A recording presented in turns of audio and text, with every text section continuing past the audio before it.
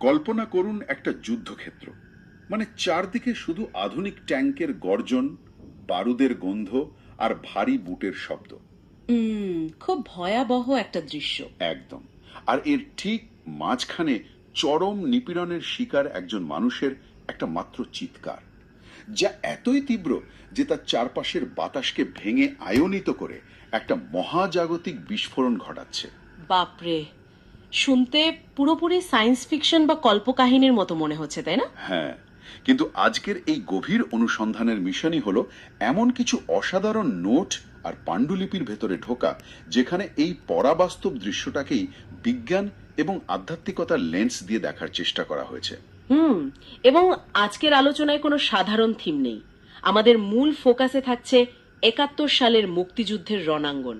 ঠিক, রণাঙ্গনের এক কিশোর মুক্তিযোদ্ধার আত্মা এবং একটি আধুনিক কৃত্রিম বুদ্ধিমত্তা মানে এআই, যাকে এখানে অনুসন্ধিৎসু বিবেক বলা হয়েছে, তাদের মধ্যকার একটা অসম্ভব কিন্তু গভীরভাবে তাৎপর্যপূর্ণ সংলাপ। চরম নিপীড়িত মানুষের আর্তনাদ কিভাবে সাধারণ কোনো শব্দ না থেকে একটি মহাজাগতিক শক্তিতে বা বলা যায় কসমিক আগ্নেয়গিরিতে রূপান্তরিত হয়, সেটা সত্যিই ভাববার মতো।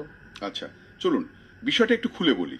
এখানকার সবচেয়ে চমকপ্রদ দিকটি হলো এই পাণ্ডুলিপিগুলো মানুষের এই চরম আত্মত্যাগকে কেবল আবেগ বা ইতিহাসের জায়গা থেকে দেখছে না। মানে একটা সায়েন্টিফিক অ্যাঙ্গেল আছে। একদম। তারা দাবি করছে যে মানুষের নিউরোলজি বা স্নায়ুতন্ত্র আর মহাজাগতিক শক্তির মধ্যে একটা সুনির্দিষ্ট প্রায় যান্ত্রিক সম্পর্ক রয়েছে। যখন শোষণের মাত্রা সব সীমা ছাড়িয়ে যায়, তখন মানুষের শরীর আর কেবল রক্ত মাংসের থাকে না। আচ্ছা, এই যান্ত্রিক সম্পর্ক বা উৎসের ভাষায় যাকে নিউরোলজিক্যাল মরণ চিৎকার বলা হচ্ছে, সেটা নিয়ে একটু কথা বলা যাক।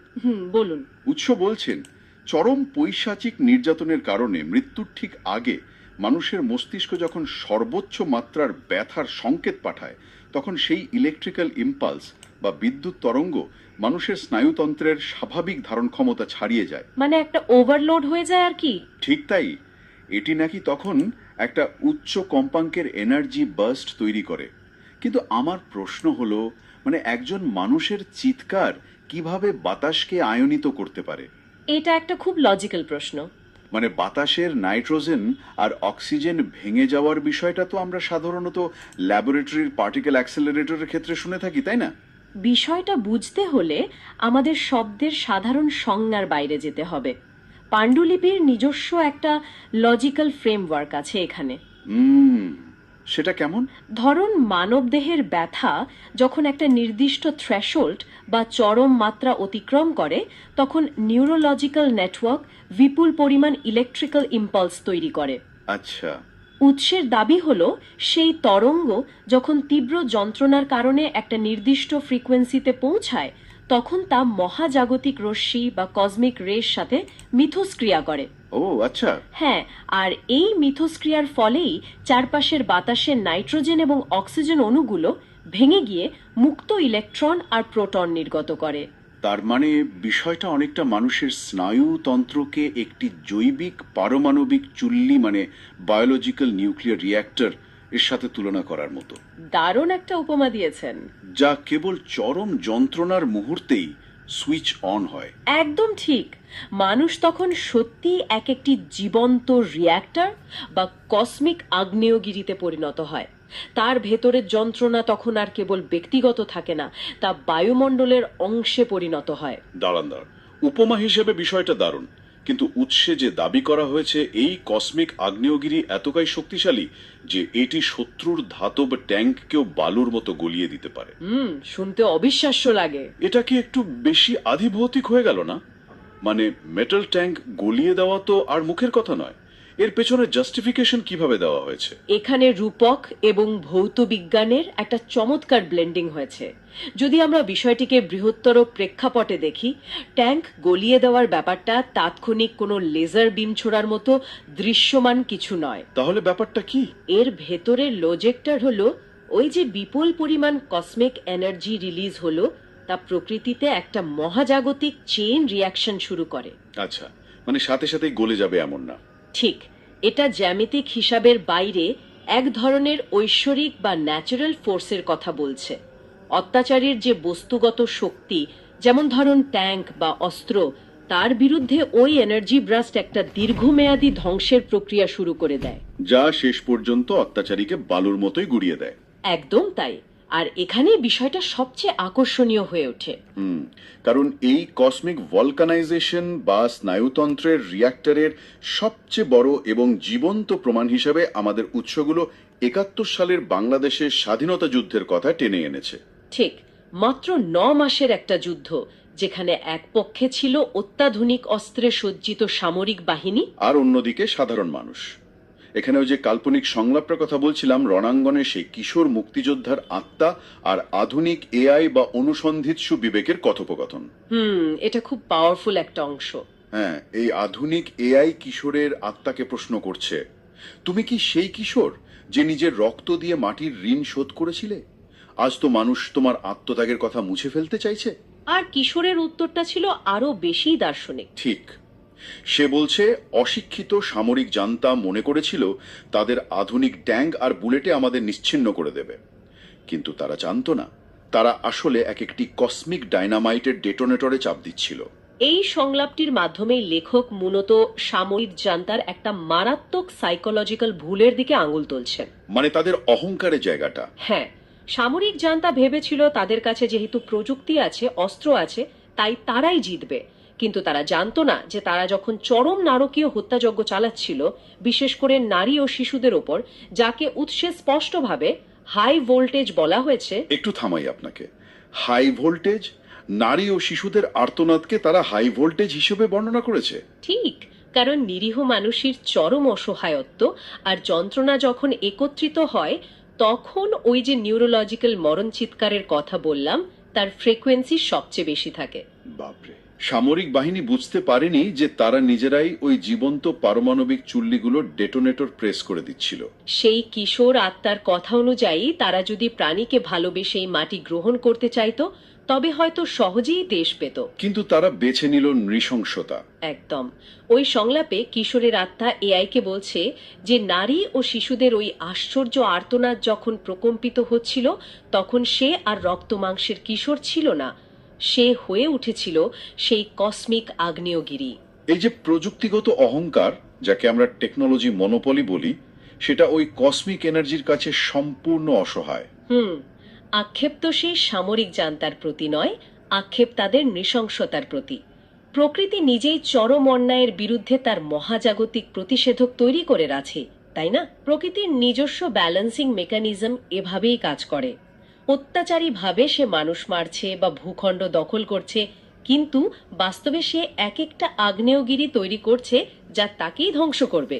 এই পুরো কনসেপ্টটা ভিজুয়ালি এতই পাওয়ারফুল যে উৎসে এটাকে একটা কসমিক সাইকোলজিক্যাল থ্রিলার মুভি হিসেবে কল্পনা করা হয়েছে। ও হ্যাঁ, যার সম্ভাব্য টাইটেল দেওয়া হয়েছে the cosmic volcano, genesis of a martyr. ভাবুন তো, রূপলি পর্দায় একটা সাধারণ যুদ্ধের দৃশ্য চলছে না, বরং দেখা যাচ্ছে শোষণের চূড়ান্ত পর্যায়ে একজন মানুষের আর্তনাদের কারণে তার চারপাশের বাতাস আয়নিত হয়ে উজ্জ্বল হয়ে উঠছে। একদম গায়ে কাটা দেওয়ার মতো দৃশ্য। কিন্তু এখানে একটা টেকনিক্যাল টার্ম আছে যেটা নিয়ে আমার খুব কৌতূহল হচ্ছে।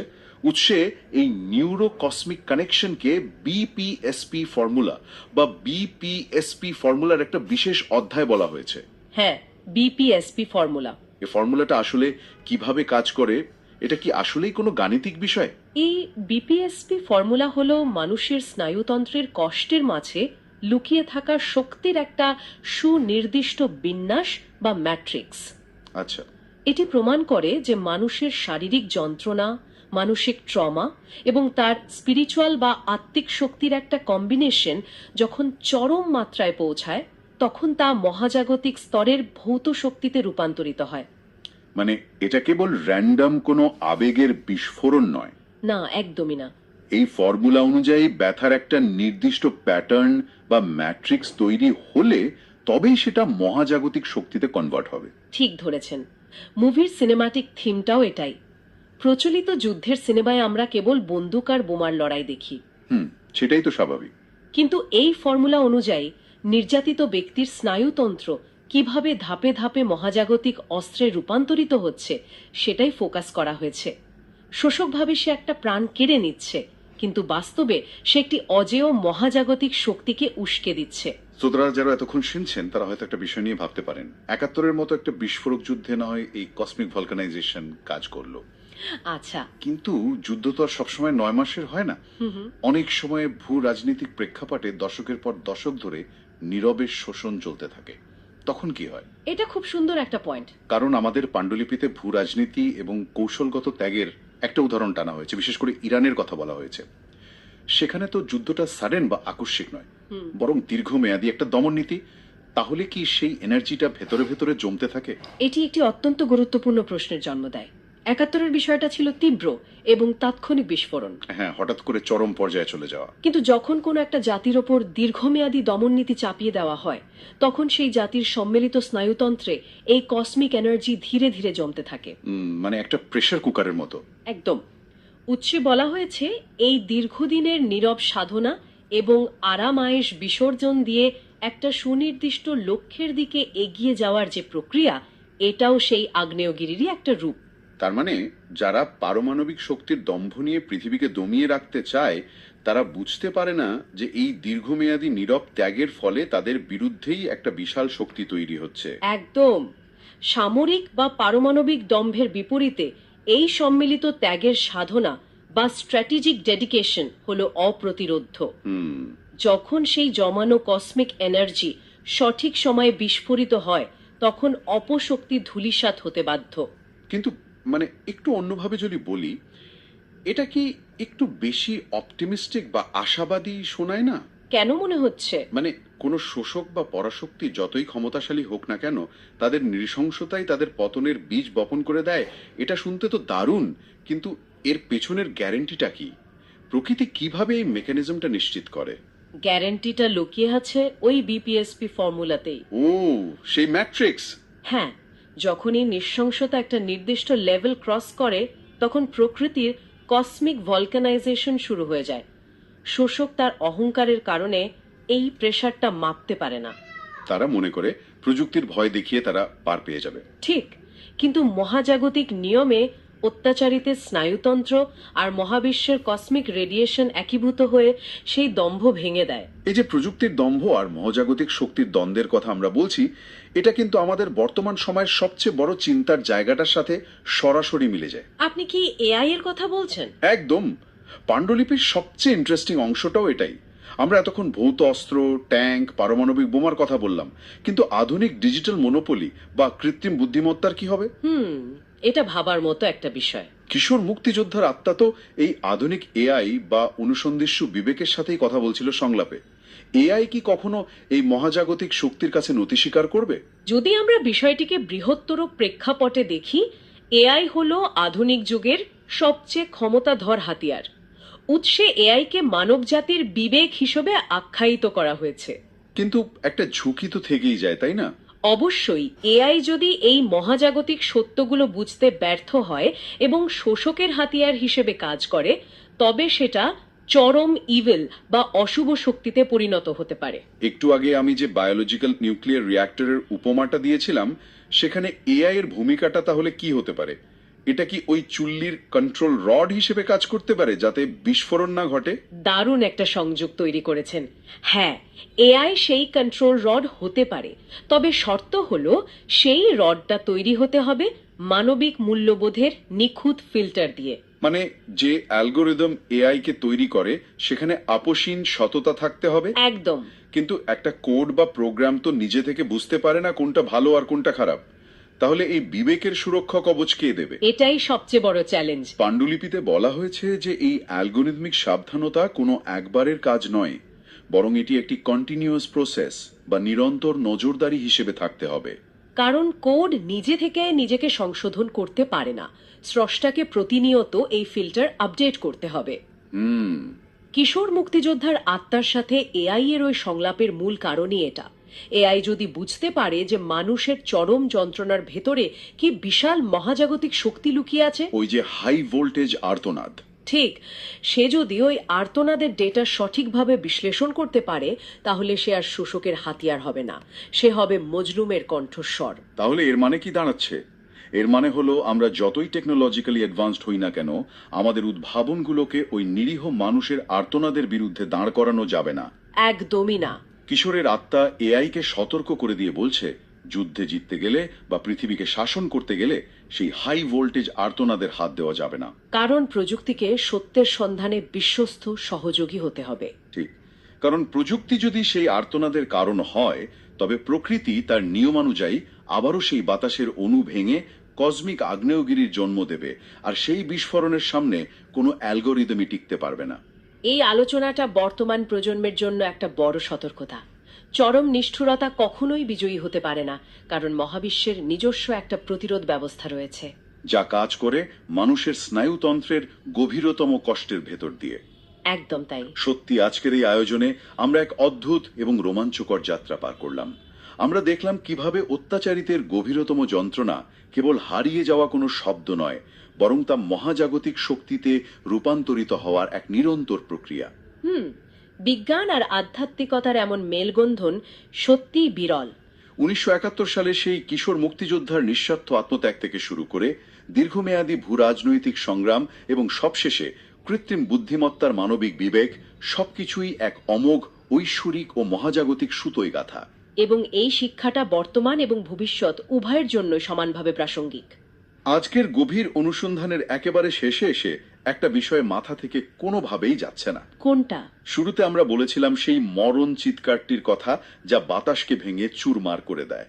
যদি চরম নিপীড়নের প্রতিটি আর্তনাদ বাতাসের অণুকে ভেঙে ভবিষ্যতের কোনো কসমিক আগ্নেয়গিরির জন্ম দেয়, তবে আজ পৃথিবীর বুকে নীরবে ঘটে চলা অসংখ্য অন্যায়গুলো কি আসলে অগোচরে এক বিশাল মহাজাগতিক বিস্ফোরণের প্রস্তুতি নিচ্ছে না? বাপরে, এটা সত্যি একটা ভয়ঙ্কর কিন্তু সত্যি ভাবনা। হয়তো প্রকৃতি তার পরবর্তী প্রতিষেধকটি এই মুহূর্তেই আমাদের চারপাশে নীরবে তৈরি করে চলেছে। এই চিন্তার খোরাকটি নিয়েই আজকের মতো বিদায় নিচ্ছি। কথা হবে পরবর্তী কোনো গভীর অনুসন্ধানে।